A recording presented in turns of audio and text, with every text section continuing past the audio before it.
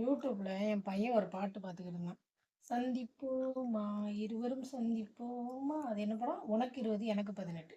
இப்ப நான் சொன்னேன் இந்த படம் வரும்போது நான் ஸ்கூல் படிச்சுட்டு இருந்தேன். அப்பலாம் நல்ல ஃபேமஸ் இந்த பாட்டு. அதில ஒரு ஒரு ஃப்ரெண்ட்ஸ் பாட்டுலாம் ஒரு நாள் என் பையன் என்னை பார்த்து, "ஏம்மா அப்படி புழுவுற?" அப்படின்னு கேட்டான். "ஏன்டான்னு?"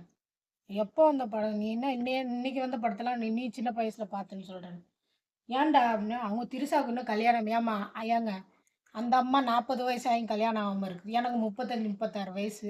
நான் கல்யாணம் ஆகி புள்ள பெத்துட்டேன். அந்த அம்மாவுக்கு 40 வயசு வரைக்கும் கல்யாணம் ஆகாம இருந்தா, அந்த அம்மா இளமையா நாங்க சின்ன வயசுல அந்த அம்மாவ பார்த்தோம். அப்பவும் திரிஷாவா இருந்துச்சு, இப்பவும் திரிஷா ஏன்னா நாங்க குழந்தையா இருக்கும்போது பார்த்தோம். இப்ப எங்க குழந்தைங்களும் அந்த அம்மாவ பார்க்குது.